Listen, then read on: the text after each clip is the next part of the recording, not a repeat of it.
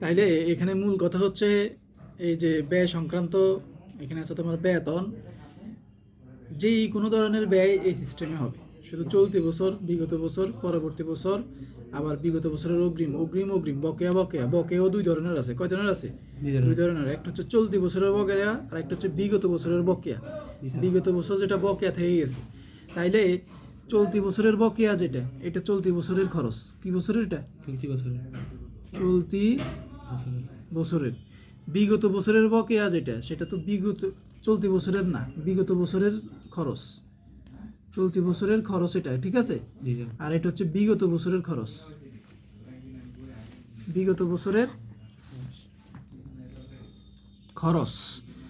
আর পরবর্তী বছরের অগ্রিম যেটা, পরবর্তী বছর মানে এই বছর না, সামনের বছর, তাহলে এটা কি এই বছরের খরচ? পরবর্তী বছরের খরচ।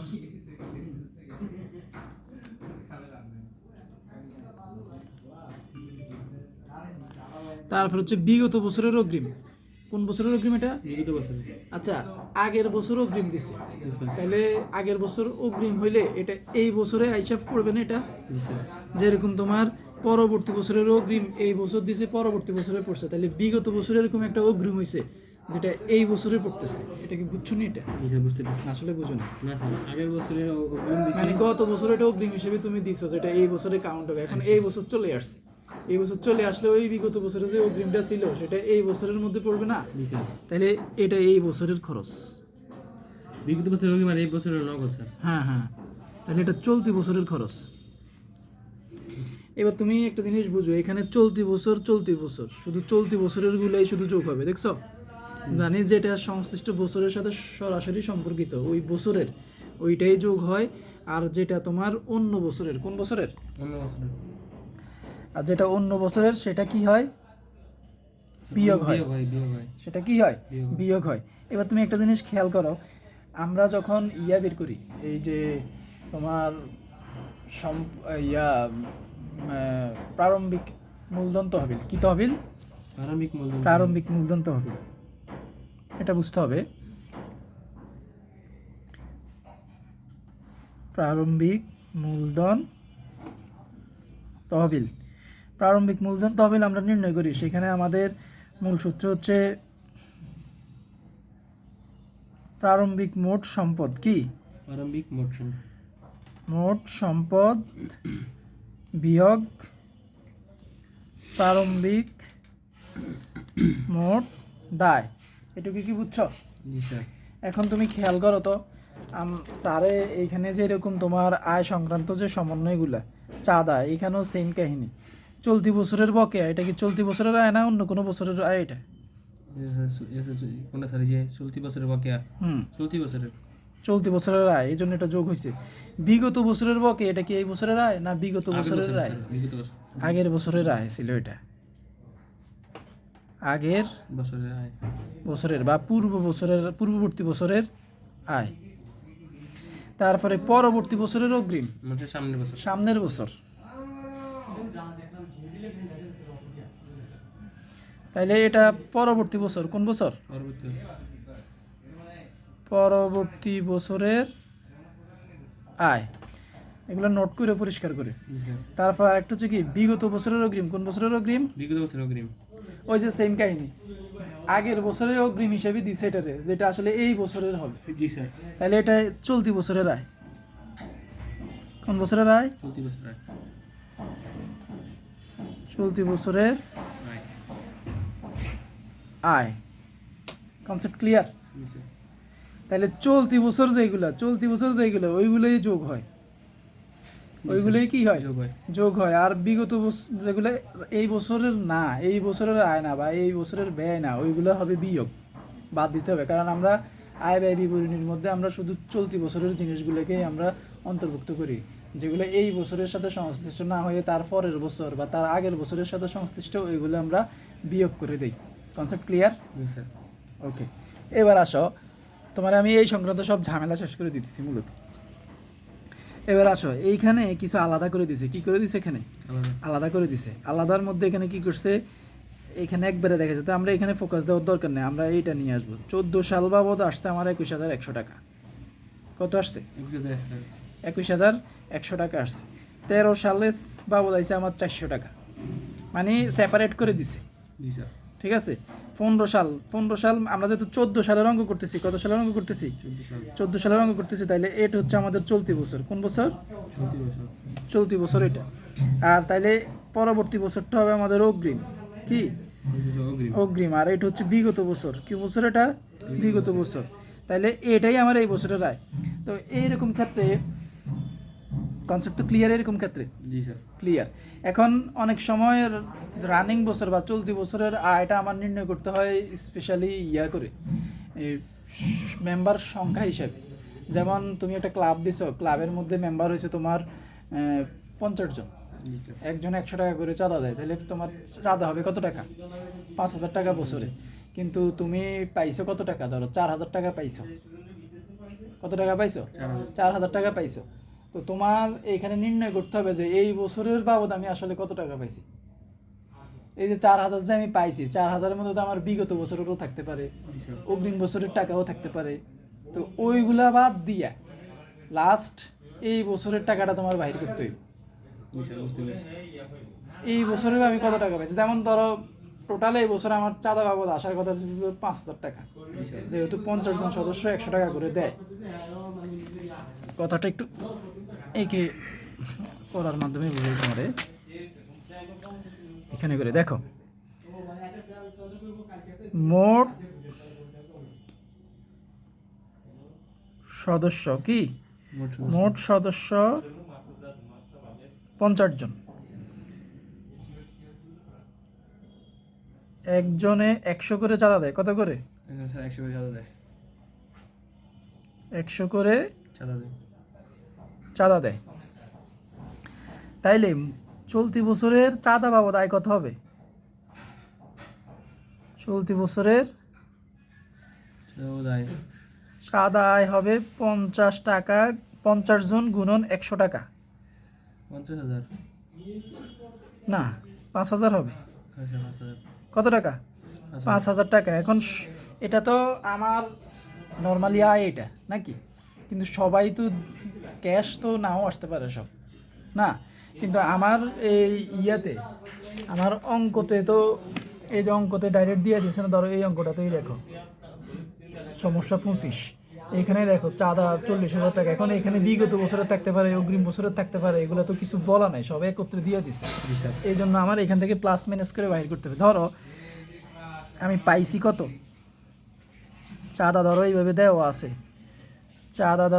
দেওয়া আছে, চাঁদা প্রাপ্তি 4,000 টাকা। কত টাকা? 4,000 টাকা। কত টাকা? 4,000 টাকা। চাঁদা প্রাপ্তি 4,000 টাকা। তো আমি সমন্বয়ে বলে দিছি এখানে বিগত বছরের আছে 200 টাকা। কত টাকা? 200 টাকা। অগ্রিম বছরের আছে 400 টাকা। কত টাকা? 400 টাকা। তাইলে তোমার এই বছরের কত বাকি আছে এটা তুমি কিভাবে বুঝবে? রানিং বছরের চাঁদা বাকি আছে কত? প্রাপ্ত হলে 4,000, বিগত বছরে 200 টাকা, অগ্রিম বছরে আমার আয় হবে 5,000। কত হবে? 5,000। 5,000 পাইছি আমি কত টাকা? 4,000। 4,000। এখন নর্মাল দৃষ্টিতে তুমি বলবা যে স্যার 1,000 বকে আছে। কত আছে? 1,000 বকে আছে, কিন্তু না, এই 4,000-এর মধ্যে শুধু এই বছরের টাকাই আসে নাই, বিগত বছর আসছে, অগ্রিম বছরেরও আসছে। বিগত বছরের 200, অগ্রিম বছর 400, টোটাল 600 টাকা আসছে। তাহলে 4,000 থেকে 600 টাকা বাদ দিলে কত থাকে? বাদ দিলে 3,400। 3,400। অ্যাকচুয়ালি এই বছরে যে 5,000 টাকা আমার চাঁদা বাবদ আসার কথা, সেখানে আসছে 3,400 টাকা। কিন্তু তুমি যদি 4,000 ধরে নাও ডিরেক্ট, তাহলে অঙ্ক ভুল হবে। বিগত বছর, অগ্রিম বছর এগুলা বাদ দিয়া তারপরে নির্ণয় করতে হবে এই বছরে আসলে নিট আমার কত আসছে। 3,400 আসছে। তাহলে তোমার 5,000 থেকে 3,400 বাদ গেলে থাকে 1,600 থাকে। কত থাকে? 1,600 হয়েছে সত্যিকারের বকেয়া চাঁদা। কোন বছরের? চলতি বছরের। কোন বছরের? চলতি বছর। তাহলে চলতি বছরের বকেয়া চাঁদা নির্ণয়, এটা তো বুঝছো? চলতি বছরের বকেয়া চাঁদা নির্ণয়ের ক্ষেত্রে তোমার এই মানে মনোযোগী হইতে হইব, সিনসিয়ার হইতে হইব। কারণ তুমি যদি ডিরেক্ট 4,000 ধরে নাও, 5,000 বিয়োগ 4,000 1,000, তাহলে 1,000 চলতি বছরের বকেয়া আছে, তাহলে এটা কি হবে? ভুল হবে। কিন্তু তুমি যদি এরকম করো যে না 4,000 তো আসলে আমার এই বছরেরই না, শুধু বিগত এই 4,000 টাকার মধ্যে আমার বিগত বছরের আছে 200 টাকা, অগ্রিম বছরের আছে 400 টাকা, এগুলো তো আমার এই বছরের আয় না। এই জন্য আমি 4,000 থেকে 2,000, তারপর 200, তারপর হচ্ছে 400, অর্থাৎ টোটাল 600, এগুলো বাদ দিব। বাদ দেওয়ার পরে আমি দেখতেছি এই বছরে আমার আয় বাবদ পাইছি আমি 3400 টাকা, তাইলে আমার 5,000 টাকা পাওয়ার কথা, তাইলে আমার 1600 কি আছে, আমার 1600 মাসে বকেয়া আছে। বকেয়া আছে, এই 1600 বকেয়া চাঁদা চলতি বছর। তো এই পার্ট অনুযায়ী তুমি এইভাবে এখানে সাজাই দিবা। চাঁদা 4,000, চাঁদা কত এখানে আসবে, কত? 4,000 চলতি বছরের বকেয়া আছে। আর একটু আগে যেটা বাহির করলাম এখানে বসবে না, চলতি বছরের বকেয়া 1600 বাহির করছি, 1600 বাহির করছি, ঠিক আছে। বিগত বছরের বকেয়া 200, তারপরে হচ্ছে তোমার পরবর্তী বছরের অগ্রিম 400, আর বিগত বছরের অগ্রিম এখানে নাই, আনি নাই আমি। Concept clear? ওকে, এবার আমরা গুরুত্বপূর্ণ একটা জিনিস জানার চেষ্টা করবো আমরা এখানে, সেটা হচ্ছে প্রারম্ভিক মূলধন তহবিল। প্রারম্ভিক মূলধন তহবিলের মধ্যে আমরা যদি অঙ্কতে যাই, কয়েকটা প্রশ্ন দেখি, এদিকে ফোকাস করো। এখানে আমাদের ব্যালেন্স থাকে, কি থাকে? ব্যালেন্স থাকে। আমরা যে অঙ্কতেই আমরা যাবো, যেমন ধরো সমস্যা 23-এ যদি আমরা ফোকাস করি একটু, সমস্যা 23-এ আছে এখানে জানুয়ারির 1 তারিখ ব্যালেন্স বিডি আছে একটা, জানুয়ারির 1 তারিখ, আর একটা আছে তোমার 31 ডিসেম্বর, অর্থাৎ একটা বছরের শুরু, একটা বছরের শেষ। বছরের শুরুতে যেই আমাদের নগদ থাকবে, সেটা ব্যাংক থাকুক আর নগদে থাকুক, ওইটা প্রারম্ভিক সম্পদ। আর বছরের শেষে যেটা থাকবে ওইটা হচ্ছে সমাপনী নগদ বা সমাপনী সম্পদ হিসেবে গণ্য হবে। তাহলে সমাপনীটা তো আমাদের প্রারম্ভিক তহবিলে আসবে না, ওইখানে শুধু প্রারম্ভিক মোট সম্পদ আসে। আর প্রারম্ভিক কি আসে? প্রারম্ভিক সম্পদ আসে, আর প্রারম্ভিক কি আসে? দায় আসে। কি আসে? দায় আসে। তাইলে এটুকু তো ক্লিয়ার তোমার? তাহলে আমাদের ব্যালেন্স বিডি, এটা একটু আটকে দাও, একদম মুখে লাগাই দাও, ওইটা ভুলে গেছে, সাউন্ড কম আসবে। আচ্ছা, এখন আমরা মোট সম্পদ কীভাবে নির্ণয় করব? প্রারম্ভিক মোট সম্পদ, বছরের শুরুতে যেগুলো মোট সম্পদ হিসেবে থাকবে, এখানে আমাদের গুরুত্বপূর্ণ হচ্ছে এটা হাতে জমা প্রারম্ভিক যেটা থাকবে, সেটা নগদ হোক আর ব্যাংক জমা হোক বা দুইটা একত্রে হোক, এটা আমাদের প্রারম্ভিক সম্পদের মধ্যে আমরা নিয়ে আসবো, মোট সম্পদ নির্ণয় এটা আনবো। তারপর আমরা চলে যাব আমাদের চাঁদার মধ্যে চলে যাব, মানে যেই কোনো ধরনের আয় অথবা ব্যয়ের মধ্যে চলে যাব, সেখানে আমরা দেখব বিগত বছরের কিছু আছে কিনা। জি স্যার। কোন বছর? বিগত বছরের কিছু আছে কিনা। যেমন স্যার যদি তোমাদের উদাহরণ দেয়, যে এইটা দিয়েই উদাহরণ দেয় তোমাদের স্যারে, সমস্যা 22, ঠিক আছে।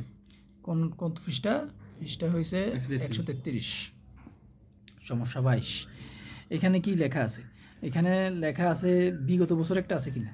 আছে স্যার, 400। আচ্ছা, আমরা ধরো এবার 13 সালে চলে গেছি। কোন সালে চলে গেছি? 13 সালে এই বকেয়া চাঁদা 400 ছিল। বকেয়া চাঁদা কত ছিল? 400। না বুঝলে প্রশ্ন করবা, কারণ রেকর্ড হইতেছে তো, এগুলো এখানে থাকবে, তাই তুমি পরে বুঝতে পারবা। বকেয়া চাঁদা ধরো আমরা 13 সালে চলে গেছি, 13 সালে বকেয়া চাঁদা হয়েছে 400। এই যে সেম ভাবে 5,000 যেরকম আয় হয়েছে, কিন্তু পাওয়া গেছে আসলে 3400, 1600 বকেয়া। এরকম 13 সালে বকেয়া ছিল কত? 400। এখন এই 400টা কি 13 সালের আয় না 14 সালের আয়? স্যার এই 400টা। হ্যাঁ, একদম নিজের বুঝ থেকে বলবা, ভুল হইলে ভুল হবে। ধরো আমরা এখন 13 সালে অঙ্কতে আছি, আমরা 14 সাল না, তখন 13 সালে 400 টাকা বকেয়া ছিল। এখন এই 400 টাকা কি 13 সালের আয় নাকি 14 সালের আয়? স্যার 2013 সালের বকেয়া, 2013 সালে। হ্যাঁ, 13 সালে 400 টাকা বকেয়া হয়েছে চাঁদা। এখন ওই চাঁদা 400 টাকা বকেয়া যে থাকছে, এটা কি 13 সালের আয় না 14 সালের আয়? স্যার বকেয়া হলে স্যার আগের বছর হয় সাধারণত। না, আমরা এখন 13 সালের আছি। আমরা স্যার 13 সালে, আমরা ধরো 13 সালে আছি, 13 সালে 400 টাকা বকেয়া হয়েছে। আমরা ধরো 13 সালের অঙ্ক করতেছি, তাহলে ওই 400 টাকা কি 13 সালের আয় না 14 সালের আয়? 14 সালে স্যার। কিভাবে হয় 14 সালে? স্যার বকেয়া আছে তো স্যার, এটা তো স্যার পরিশোধ। আবার তোমারে বলি, এই অঙ্কটা কত সালের অঙ্ক? 13 সালে। এটা 14 সালের অঙ্ক। এই যে 14 সাল, এই যে 14 সাল। এখন 14 সালের অঙ্কতে আছে 13 সালের একটা এন্ট্রি আছে 400 টাকা, 13 সালের বকেয়া এটা। এখন আমরা আর ধরো 14 সালের অঙ্কতে নাই। জি স্যার মনে মনে আমরা চলে গেছি 13 সালে চলে গেছি আমরা পিছনে। 13 সালে যাইয়া দেখছি 13 সালে 400 টাকার চাঁদা বকেই আছে। আয় বাবা, তাহলে এই 400 টাকা কি 13 সালের না 14 সালের? 13 সালের টাকা। 13 সালের। তাহলে 13 সালের আয় 13 সালের সাথে যাওয়ার কথা না, জি স্যার কিন্তু 13 সালে এটা বকেই আছিল।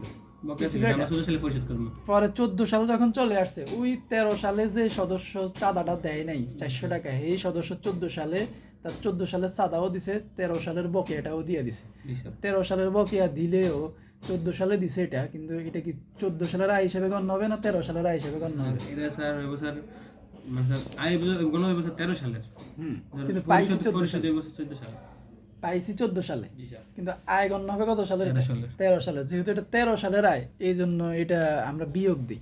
এখন 13 সালের বকেয়া, এটা বকেয়া যে ছিল, আয় বকেয়া থাকলে কি হয়?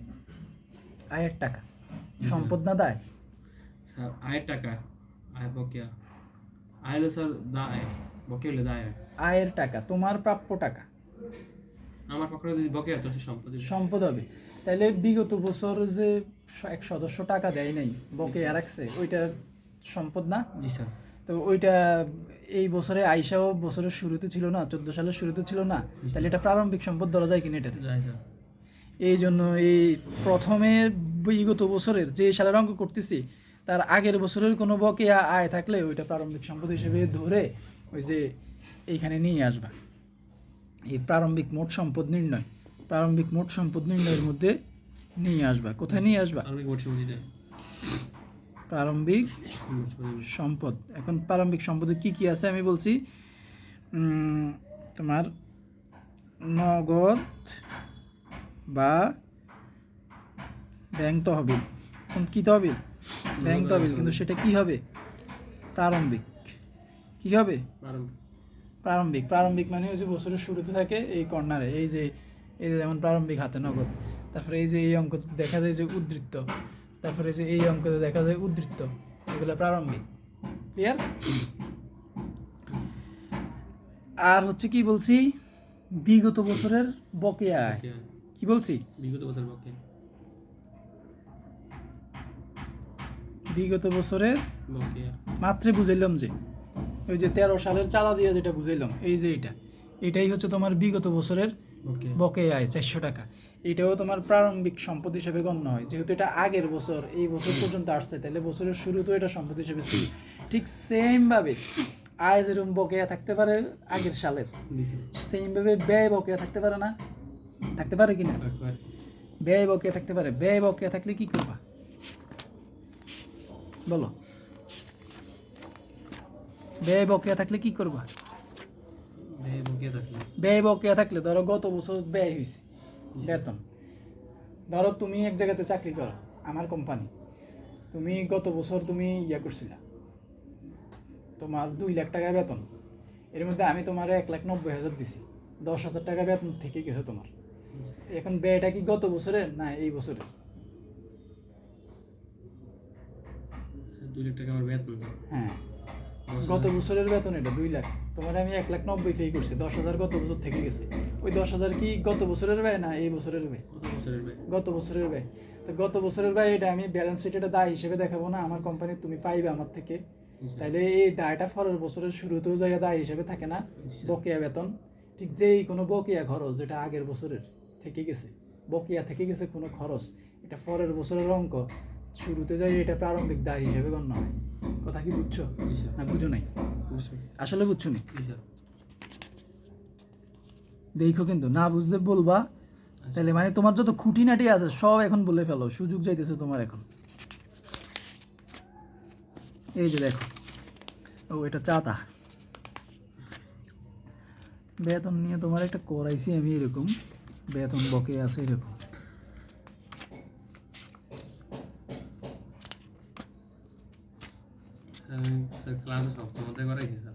কোনটা? হিসাব বিজ্ঞানের বই আসেনি? না স্যার, সেকেন্ড খণ্ড আসেনি বই? আছে। সেকেন্ড খণ্ড নিয়ে আইসো। আমি যেহেতু আসি, মানে টুকরা টুকরা ভিডিও তোমার সামনে রাইখা রেকর্ড করে দিয়ে দিব, মানে হয়ে যাবে, তুমি পরে আস্তে আস্তে দেখো, সমস্যা নেই। Sir first in first out আর লাস্ট ইন লাস্ট খুব সহজ, খুবই সহজ। পারি স্যার। স্যার আমার স্যার প্রথম আজকে শিখে থাকি বললে বাসা তুলে দেব 2-3 দিনে শেষ হয়ে যাবে ওইটা। তারপর স্যার যে ষষ্ঠ হতে আছে না স্যার এটাও করেছিল একটা সময় আসলাম না ক্লাস ওইখান থেকে তোমার সব স্যার এটা কি স্যার এই যে তিনি কয় স্যার এই যে এটার মতো এই যে স্যার এই যে অনুপাত বিশ্লেষণ। 3টা কলম দিছে 3টা কলম দিয়ে একটা লেগে গেছে আছে 2টা কলমতে আবার একটা দিছে তো 3টা গেছে এরকম টাইপের ওই লিফ হয় ফ্রি ফোর সুডো কালার অঙ্কন না লাগে সহজ যদি এটা আসে পরীক্ষা একটা। এই যে বলে স্যার এই প্লাস শুরু করা যায় আচ্ছা আমি বেতনের বাবদ পাচ্ছি না এরকম, যদি স্যারে এমনি চার্ট দেখাই, চার্টের মধ্যে হয়তো পাইতে পারি।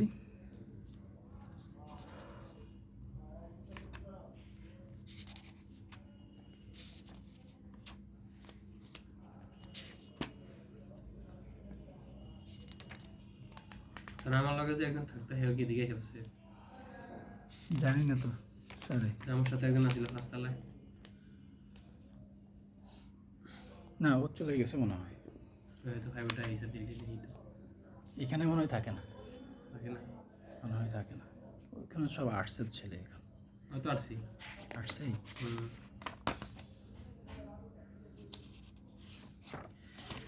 আচ্ছা এইটুকু তো ক্লিয়ার হয়েছে তোমার। তাইলে আমরা প্রারম্ভিক মূলধন তহবিল নির্ণয়ের ক্ষেত্রে আমরা কিসে কিসে ফোকাস দিব? ওই যে শুরুতে যেটা থাকে, জি স্যার শুরুতে কি এটা থাকে শুরুতে যেটা থাকে, যেমন এই যে উদ্বৃত্ত, প্রত্যেকটা অঙ্কতে এটা থাকবে, নগদ নামে থাকবে বা ব্যাংক তহবিল নামে থাকবে বা উদ্বৃত্ত নামে থাকবে মাসের শুরুতে, বছরের শুরুতে, বছরের শুরুতে জানুয়ারির 1 তারিখ, ঠিক আছে। আর হচ্ছে আমাদের চাঁদা বা বেতন, যেই কোনো খরচ বা যেই কোনো আয়, শুধু চাঁদাই যে হবে এমন না, বা শুধু যে বেতন হবে এমন না, যেই কোনো আয় বা যেই কোনো ব্যয়, এইগুলার বিগত বছরের যদি কোনো কাহিনী থেকে থাকে, বিগত বছরের বকেয়া, সেটা আয় হোক ব্যয় হোক, বিগত বছরের বকেয়া আয় হইলে ওইটা সম্পদ হিসেবে ধরবা, প্রারম্ভিক সম্পদ। আর সেটা বেতন হোক, মুনিয়ারি হোক, বৈদ্যুতিক সংস্থান ব্যয় হোক, টেলিফোন বিল হোক, যেটাই হোক, যদি বিগত বছরের কোনো বকেয়া ব্যয় থাকে ওইটারে প্রারম্ভিক দায় ধরবা। কি ধরবা? প্রারম্ভিক দায় ধরবা নির্ণয় করার সময়। তাইলে এটা গেল, ওকে। এইবার আসো, এবার হচ্ছে প্রত্যেকটা অঙ্কের শেষে এরকম দিয়ে দেওয়া থাকে যেই হিসাব বছর, যেমন এটা হচ্ছে 2013 সালের 31 ডিসেম্বর। এই যে এখানে 2013 সালের 31 ডিসেম্বর হচ্ছে শেষ তারিখ, আর 1 জানুয়ারি হয়েছে শুরুর তারিখ, তার মানে এটা প্রারম্ভিক। এই প্রারম্ভিকে এখানে তোমার কিছু দেওয়া থাকতে পারে, যেমন খেলার মাঠ, বিনিয়োগ, খেলার সরঞ্জাম 4,500 টাকা, আসবাবপত্র 2,500 টাকা, এগুলো হচ্ছে সম্পদ, এবং এখানে দায়ও থাকতে পারে। এইগুলোরও তুমি প্রারম্ভিক সম্পদ বা প্রারম্ভিক দায় হিসেবে নিয়ে আসবে, 1 তারিখের মধ্যে থাকবে। তারপর সমন্বয়ের মধ্যেও কিছু ঢুকানো থাকতে পারে, সমন্বয়ের মধ্যেও কিছু ঢুকানো থাকতে পারে, যেগুলো গত বছরের, আসলে এই বছরের না। যদি সেটা গত বছরের ব্যয় হয়, বাকি থাকে ব্যয় হয়, তাহলে ওইটা দায় হয়ে যাবে এই বছর, প্রারম্ভিক দায়। আর যদি সেটা আয় সংক্রান্ত হয়, গত বছরের বাকি থেকে গেছে, ওইটা তোমার সম্পদ হিসেবে নিয়ে আসবে, প্রারম্ভিক সম্পদ। আর কোনো কিছু নেই এখানে বাড়তি, খুবই সিম্পল। তাহলে তুমি বুঝতে পারছো। আচ্ছা তোমার একটা উদাহরণস্বরূপ স্যার দেখাই, সমস্যা নেই। যেমন এই যে এটার একটা প্রমাণ সমন্বয়তে যে আছে দেখাইতেছি, দেখো এখানে একটু দেখো, এখানে আছে মনে হয়, এই যে শিক্ষক কর্মচারীদের বেতন এত টাকা বকেয়া আছে চলতি বছর, বিগত বছর লাইব্রেরি ভবন নির্মাণ, ছাত্রদের বিগত বছর, এটাতে নাই,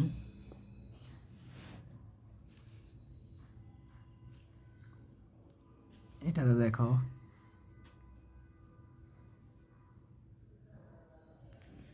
এটাতেও নাই। একটা অঙ্ক আমি তোমার করাইছিলাম ওই দিন, একটা পাইছিলাম।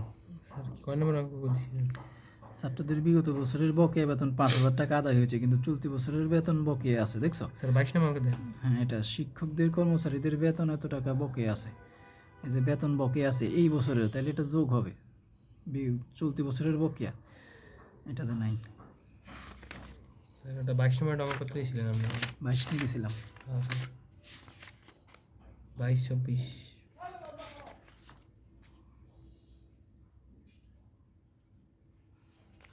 22 নাই, 24 দেন তো। আচ্ছা এটাতে দেখো, এটাতেই মনে হয় আছে তাহলে। এখানে আছে ক্লাবের এতজন সদস্য প্রত্যেকে এত টাকা করে চাঁদা প্রদান করে, দেখছো 250 গুণন 100 পুরো বছরের চাঁদা চলে আসবে। তারপরে এখানে তুমি ক্যালকুলেশন করে বাইর করবে, অলরেডি তোমার দেখাইছে। তারপর 1/1/14 তারিখে অগ্রিম চাঁদার পরিমাণ ছিল এত টাকা। কত টাকা ছিল? এত টাকা স্যার 1/1/14 তারিখে অগ্রিম চাঁদার পরিমাণ ছিল কত টাকা? 1000 টাকা 1000 টাকা। এই যে এখানে কত দেখাইছে, এখানে স্যার, এখানে দেখে স্যার 21100 21,100। 1/1/2014 তারিখে অগ্রিম চাঁদার পরিমাণ ছিল 1000 টাকা। 1 তারিখ 1 নম্বর মাস, স্যার এই বছরেরই তো হয়ে যাচ্ছে স্যার। হ্যাঁ 1000 টাকা। তারপর হচ্ছে এত তারিখে 1000 টাকা, এত তারিখে এত টাকার মনিয়ারি উদ্বৃত্ত ছিল। টেলিফোন বিল 700 টাকা প্রদেয় আছে এবং বিগত বছরের বিবিধ খরচ। এই যে দেখছো, বিগত বছরের বিবিধ খরচ। বিগত বছর মানে কি এই বছর? না স্যার, এটা বিগত বছর, অর্থাৎ আগের বছর। আগের বছরের বিবিধ খরচ, এই যে বিবিধ খরচ, বিবিধ খরচ এই বছর আছে 8500। তাইলে এখানে বলছে বিগত বছরের বিবিধ খরচ 1400 টাকা চলতি বছরে পরিশোধ করা হয়েছে, অর্থাৎ এই 8500-এর মধ্যে বিগত বছরের 1400 আছে। তার মানে এটা একটা খরচ। বিগত বছরে যে বকেয়া ছিল খরচটা এই বছর শোধ করছে, তাহলে এটা একটা প্রারম্ভিক দায়। তুমি কানেক্ট করতে পারছো নি? জি স্যার, বুঝতে পারছি। কানেক্ট প্রারম্ভিক করতে দায়। পারে বললে বলো। না স্যার, বুঝছি স্যার। অর্থাৎ এই বছর 8500 টাকা বিবিধ খরচ দেখানো হয়েছে। এখানে বলতেছে এই 8500 টাকার মধ্যে তোমার গত বছরের 1400 টাকা আছে বিবিধ খরচ। তার মানে গত বছরের বকেয়ার টাকা এই বছর শোধ করছে। তার মানে এই বছর একটা প্রারম্ভিক দায় ছিল, প্রারম্ভিক বিগত বছরের বকেয়া খরচ, জি স্যার। প্রারম্ভিক দায়। এটাও সেমভাবে আমাদের